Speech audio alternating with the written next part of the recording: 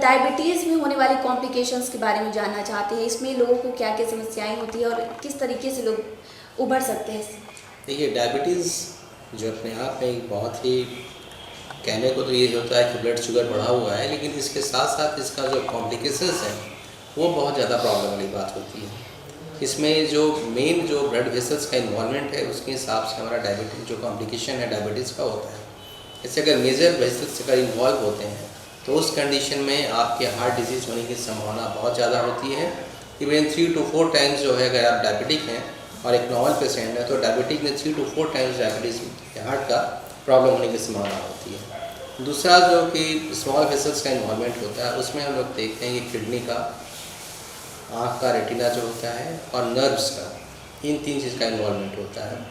तो उस कंडीशन में बहुत ही कॉमन है हमारे यहाँ लीडर इन्वॉल्वमेंट जो होता है, किडनी फेल्योर जो होता है, किडनी डिजीज़ होता है, बहुत कॉमन होता है डायबिटिक पेशेंट में, खासकर इंडियंस में बहुत ज़्यादा होता है। दूसरा जो चीज़ होता है कि आँख का इन्वॉल्वमेंट, इसमें रेटिना का डेवलपमेंट इन्वॉल्व हो जाता है, उसमें कई बार कंप्लीट ब्लाइंडनेस जो आता है, कैटरेक्ट होने की संभावना रहती है ज़्यादा।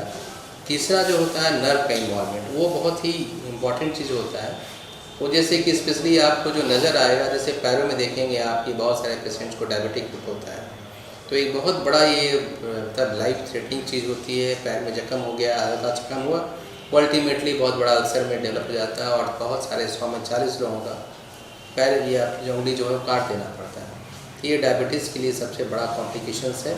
लेकिन ये नर्व का जो इन्वॉल्वमेंट होता है वो सिर्फ ऐसा नहीं कि आपके पैरों में होता है, ये नर्व का इन्वॉल्वमेंट आपके सारे अंग में होता है, आपके हार्ट में होता है, आपकी किडनी में होता है, आपके आइज़ में होता है और वो सब चीज़ को डैमेज करते जाता है। तो ये जो कॉम्प्लिकेशंस हैं ये बहुत इंपॉर्टेंट कॉम्प्लिकेशन है।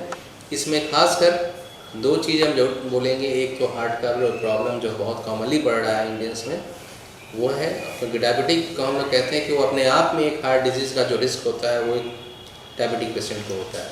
और दूसरा जो डायबिटिक किडनी है और तीसरा डायबिटिक फुट है, ये बहुत इंपॉर्टेंट है डायबिटीज़ कॉम्प्लिकेशन में, इसे ध्यान देना चाहिए। और हर डायबिटिक पेशेंट में 5 साल के बाद ये कॉम्प्लिकेशन मोर और लेस थोड़ा या ज़्यादा वो डेवलप होना स्टार्ट हो जाता है। तो इस कंडीशन में जितना बेटर आप शुगर कंट्रोल रखेंगे, बीपी कंट्रोल रखेंगे, कोलेस्ट्रॉल कंट्रोल रखेंगे, आपके लाइफ स्टाइल को ठीक से रखेंगे, ये कॉम्प्लिकेशंस जो हैं आने में लेट होगा और काफ़ी हद तक बच सकते हैं। इसके अलावा देखा भी जाता है कि अगर जिन लोगों का ऑपरेशन होने वाला है और डायबिटीज़ है, शुगर बढ़ा हुआ है, तो उनके ऑपरेशन में भी समस्याएं आती हैं। वो तो निश्चित है, क्योंकि आप जब ऑपरेशन कराने जाते हैं तो उसमें सबसे इम्पोर्टेंट चीज़ होता है कि आपका शुगर कंट्रोल हो। तो वो कोई भी ऑपरेशन हो उसे करने से पहले शुगर कंट्रोल होना नहायत ज़रूरी होता है।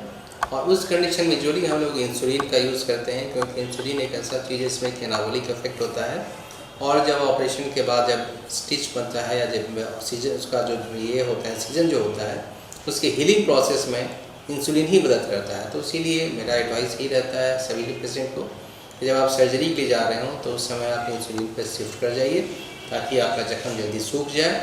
जब सब ठीक हो जाता है तो वापस आप चाहें तो इंसुलिन को बंद करके आप ओरल टैबलेट पे आ सकते हैं।